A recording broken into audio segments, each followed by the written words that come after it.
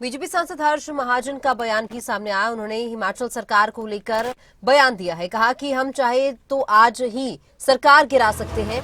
कांग्रेस के ग्रुप हमारे संपर्क में है। सीएम सुक्खू बीजेपी के लिए एसेट है और सुक्खू ऐसा काम कर रहे हैं कि कांग्रेस 15-20 साल सत्ता में नहीं आएगी। तो हर्ष महाजन की ओर से भी हिमाचल सरकार पर यह कटाक्ष किया गया है और उनकी ओर से दावा किया गया है कि हम चाहे तो आज भी ये सरकार गिरा सकते हैं।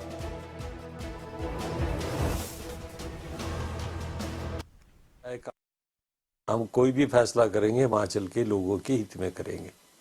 तो फैसला हम कर सकते हैं, सरकार को आज भी गिरा सकते हैं। इनके जितने ग्रुप बने हुए हैं वो हमारे टच में है। चाहे सिरमौर का ग्रुप हो, चाहे ऊना का ग्रुप हो, चाहे कांगड़ा का ग्रुप हो। और इस वक्त मैं बताऊं आपको, एक चीज़ तो हुई है कि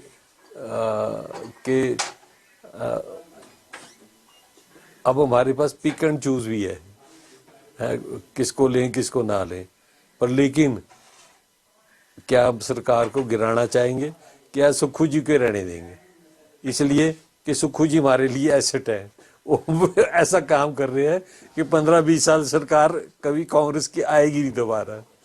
तो इसलिए ये सारे पहलू हैं and we are ready for everything.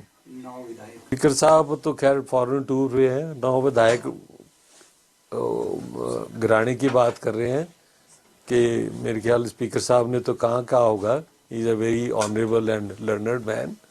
पर वो बुराई क्यों लेंगे, क्योंकि he is also under the law. वो सुप्रीम कोर्ट हाई कोर्ट के अंडर ही हैं, ये बाहर तो है नहीं। तो ऐसा अब संवैधानिक जो स्टेप अगर लेंगे तो हम कोर्ट का द्वारा जाएंगे। तो ठीक है, सब कोई ऐसी बात नहीं है। We are ready for everything. हम कोई भी फैसला करेंगे हिमाचल के लोगों के हित में करेंगे। तो फैसला हम कर सकते हैं, सरकार को आज भी गिरा सकते हैं। इनके जितने ग्रुप बने हुए हैं वो हमारे टच में है। चाहे सिरमौर का ग्रुप हो, चाहे ऊना का ग्रुप हो, चाहे कांगड़ा का ग्रुप हो। और इस वक्त मैं बताऊं आपको, एक चीज़ तो हुई है कि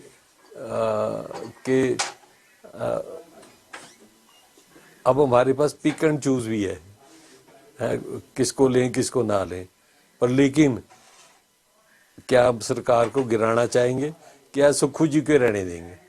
इसलिए कि सुक्खू जी हमारे लिए एसेट है। वो ऐसा काम कर रहे हैं कि 15-20 साल सरकार कभी कांग्रेस की आएगी नहीं दोबारा। और हर्ष महाजन की ओर से बड़ा बयान दिया गया है और इसी को लेकर जो सियासत है वो काफी तेज है। अब कांग्रेस से प्रवक्ता कौशल मुंगटा जी हमारे साथ जुड़ चुके हैं। कांग्रेस प्रवक्ता जी, कौशल मुंगटा जी, आपका बहुत स्वागत है खबरें अभी तक पर। कौशल जी, जिस तरह से बीजेपी सांसद हर्ष महाजन ये बयान देते हुए नजर आए हैं, उन्होंने कहा है कि हम चाहे तो आज भी सरकार गिरा सकते हैं। कांग्रेस के कई सारे ग्रुप्स हैं वो हमारे टच में है, पिक एंड चूज के हमारे पास ऑप्शन है। किस तरह से आप उनके बयान को देखते हैं? देखिए, ऐसा है, इनको ज्यादा सीरियस लेने की आवश्यकता नहीं है और सपने देखने पर कोई टैक्स जीएसटी और मोदी जी ने अभी तक लगाया भी नहीं है।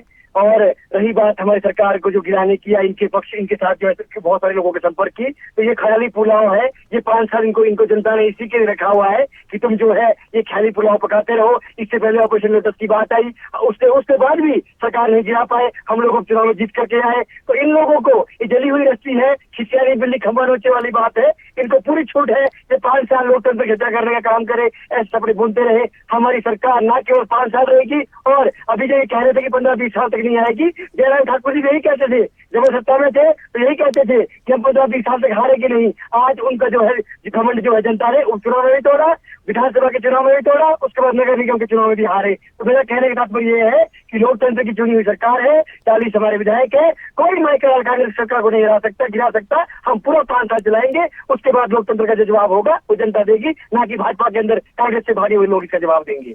लेकिन कौशल जी, पहले भी कांग्रेस में गुटबाजी की खबरें सामने आती रही हैं, चाहे हिमाचल कांग्रेस हो या किसी और राज्य की कांग्रेस हो, और इसको लेकर ही दावा करते हुए हर्ष महाजन भी नजर आए। कहा कि चाहे सिरमौर का ग्रुप हो या कांगड़ा का ग्रुप हो, वो सभी हमारे टच में है और पिक एंड चूज के हमारे पास ऑप्शन है। तो क्या कांग्रेस के लिए वाकई चिंता का विषय है? बिल्कुल बिल्कुल तमन्ना जी, कोई गुटबाजी नहीं है। कौन सी पार्टी में गुटबाजी नहीं होती? यहाँ धूमल जी का गुट अलग है, जयराम का गुट अलग है, नड्डा जी का गुट अलग है, अनुराग ठाकुर जी के अपने गुट नहीं बने हैं। तो ये गुट तो हर जगह पर है, इनको अपने परिवार में झांकना चाहिए। आजकल जो है इनकी अपनी लड़ाई चली हुई है, हमारी लड़ाई ना देखें, हमारी कोई लड़ाई नहीं है, हम सरकार में है और 2 साल हो चुके हैं, 3 साल हम सरकार को और चलाएंगे और पूरे जोश और होश के साथ चलाएंगे। भाजपा के पास जब कोई मुद्दा नहीं बचता तो इस प्रकार की बचकानी हरकतें करते हैं। और जो ये चीजें सामने आई है, ये जो है हमारे जो 6 सीपीएस थे उनके हटने के बाद आई है, तो ऐसा तो है नहीं है, ये तो खुद सीपीएस रहे हैं, हर्ष महाजन खुद सीपीएस रहे हैं और भाजपा के जो है धूमल सरकार में सीपीएस रहे हैं। 1970 शांता कुमार जी ने वो सीपीएस रखे हैं, तो ये कोई बहुत नई बात नहीं है। और इससे पहले कभी भी सीपीएस की सदस्यता कभी रद्द नहीं हुई है, न हिमाचल के अंदर न ही कहीं और पर हुई है। हिमाचल के केस में देखे कोई भी सीपीएस कहीं बर्खास्त नहीं हुआ है, तो इनको सपने दिखने का पूरा हक है। रही बात सिरमौर के गुट की, कांगड़ा के गुट की, उन्ने के गुट की, उनमें हमारे जो है उप मुख्यमंत्री साहब है, जो इतने रकबंद हमारे नेता है, उनके दम पर कांग्रेस टिकी हुई है। चाहे हमारे सिरमौर की बात करें, हर्ष महाजन से कद्दावर नेता हमारे हरभजन चौहान जैसे कद्दावर नेता हमारे पास सिरमौर से है, उन्ना से है। और कांगड़ा की बात करें तो हमारे पास जो जीएस बाली जी के लड़के हमारे जो रघुवीर सिंह जी बाली जी अपने कमान संभाले हुए हैं, हमारे किशोरी लाल जी है, अनेकों हमारे कद्दावर चंद्र कुमार जी है। तो मुझे लगता है कि इस प्रकार की बचकानी बयानबाजी कांग्रेस से भागे हुए लोग जो कांग्रेस को छोड़ करके गए हैं, उनके मुंह से अच्छा नहीं लगता। हम उनका सम्मान ठीक करते है हैं। कौशल जी, मैं आपको यहाँ रोकना चाहूंगी। बीजेपी से उमेश दत्त, बीजेपी के प्रवक्ता जुड़ चुके हैं। उमेश दत्त जी, आपका भी बहुत स्वागत है खबरें अभी तक पर। और उमेश दत्त जी, जिस तरह से हर्ष महाजन ने ये बयान आज दिया है कि कांग्रेस जो है वो बीजेपी के लिए एसेट है, सुक्खू सरकार जो है वो बीजेपी के लिए एसेट है और हम चाहे तो आज भी ये सरकार गिरा सकते हैं, किस आधार पर हर्ष महाजन ने दावा करते हुए नजर आए हैं आज? देखिए, हर्ष महाजन जी भारतीय जनता पार्टी के वरिष्ठ नेता हैं और राज्यसभा के सांसद हैं। और जिस तरह से फरवरी महीने में हुए चुनावों में आदरणीय हर्ष महाजन जी विधानसभा में गए और जिस तरह का घटनाक्रम उस दौरान प्रदेश में बना, तो मुझे लगता है कि कांग्रेस की सरकार जो है वो अब बैसाखियों पर चल रही है और आज सारी जनता जो है वो हिमाचल की त्रस्त है। तो ऐसे में सरकार नाम की कोई चीज जो है वो यहाँ पर नहीं दिखाई देती है। अभी सीपीएस के मुद्दे पर जिस तरह से माननीय हाईकोर्ट का निर्णय आया है, उससे भी ये स्पष्ट हो गया है कि किस तरह की बंदरबांट जो है वो हिमाचल प्रदेश में पावर की गई है, किस तरह से दोनों हाथों से कांग्रेस के नेता जो है वो प्रदेश को लूट रहे हैं। तो ऐसे में सरकार नाम की कोई चीज यहाँ पर प्रदेश में नहीं दिखाई दे रही है, केवल नाम मात्र की है और नैतिकता के आधार पर भी जो सरकार है वो कहीं भी स्टैंड नहीं करती है। तो ऐसे में हर्ष महाजन जी का ये बयान जो है वो मुझे लगता है कि रेलिवेंट है और उन्होंने जो कहा है उसका मतलब होगा। ठीक है, कौशल मुंगटा जी कांग्रेस प्रवक्ता भी हमारे साथ जुड़े हुए हैं। कौशल जी, आप क्या कहेंगे उमेश दत्त जी की बात पर? मैं क्या कहूंगा, नैतिकता की बात ऐसे लोग कर रहे हैं। यूपी के अंदर बच्चे जिंदा जल गए, उस पर नहीं बोलेंगे। 1000 जो किसान शहीद हरियाणा के बॉर्डर पर हो गया, उस पर नहीं बोलेंगे। और नाम आते की सरकार 40 विधायक इनको जो उपचुनाव में भी हराया, उसके बाद जो है इनके हमारी मेजोरिटी दोबारा आई, तब भी जो है इनकी चली हुई रस्सी में अभी भी इनके जो है ना इस प्रकार की बातें करना इनके मुझ शोभा नहीं देता। हारे हुए लोग, सरकार हिमाचल की जनता द्वारा भटकाए हुए लोग, सत्ता से बाहर किए हुए लोग। और रही बात हर्ष महाजन जी के बयान की, तो मुझे लगता है कि सर्टिफिकेट होनी ही नहीं चाहिए। जो खुद अपनी जो मातृ पार्टी कांग्रेस के नहीं हुए, वो क्या किसी को ज्ञान देने की बात करेंगे? हमारी सरकार पूरी 5 साल चलेगी और इनका जो सपना है, जो पहले जयराम ठाकुर जी देते थे कि 15-20 साल से कांग्रेस नहीं आएगी, जनता ने इनका कमर तब भी तोड़ा था। और आने वाले समय में इनकी नैतिकता और अनैतिकता जनता इनको दिखा देगी। हिमाचल प्रदेश के जो सुखू के नेतृत्व में सरकार गरीबों के लिए काम कर रही है, शोषितों के लिए, राष्ट्रीय व्यक्ति के लिए काम कर रही है। सीपीएस के मुद्दे पर मैं बात करूं, धूमल सरकार ने भी रखे थे, शांता सरकार ने भी रखे थे, सबने सीपीएस रखे थे। वो बात और है कि इनको जो समय के साथ जो है पदस्थ किया गया है, चाहे कांग्रेस की बात है, चाहे भाजपा की बात है, इस पर अधिक मुद्दे बात करने की जरूरत नहीं है। आज जो इस एक्ट को जो निरस्त कर दिया गया है। उमेश दत्त जी, जिस तरह से कांग्रेस ये लगातार दावा कर रही है कि 5 साल हम सरकार चलाने वाले हैं, क्योंकि हर्ष महाजन का बयान था, उन्होंने कहा कि जिस तरह से हिमाचल सरकार काम कर रही है, अगले 15-20 सालों तक कांग्रेस की सरकार नहीं आने वाली। लेकिन वही कांग्रेस ये दावा कर रही है कि सिर्फ बीजेपी जो है फिजूल की बयानबाजी करती है, क्योंकि सिर्फ वो विपक्ष में बैठे, उनके पास कोई मुद्दा नहीं है, तो सरकार को सिर्फ घेरने की कोशिश होती है, इसी वजह से ये बयानबाजी होती है। क्या प्रतिक्रिया है आपका? अंतिम प्रतिक्रिया क्या है आपका?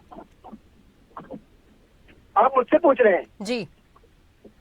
मेरा तो यही प्रतिक्रिया है कि 5 साल क्यों नहीं हम सरकार चलाएंगे। हिमाचल की जनता ने हमारी 68 विधानसभा में 40 सीटें कांग्रेस को दी है।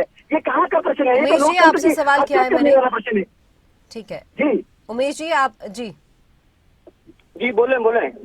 उमेश जी, जिस तरह से कांग्रेस विपक्ष पर आरोप लगाती रही है, क्योंकि हर्ष महाजन ये कहते हैं कि कांग्रेस के कई सारे ग्रुप्स हैं वो हमारे संपर्क में हैं और आज बैठे बैठे भी हम सरकार चाहे तो गिरा सकते हैं, और इस पर जो है कांग्रेस ये कहती है कि हम पूरे 5 साल सरकार चलाएंगे। बीजेपी सिर्फ फिजूल की बयानबाजी करती है। किस तरह से आप देखते हैं, क्या अंतिम प्रतिक्रिया में आपका?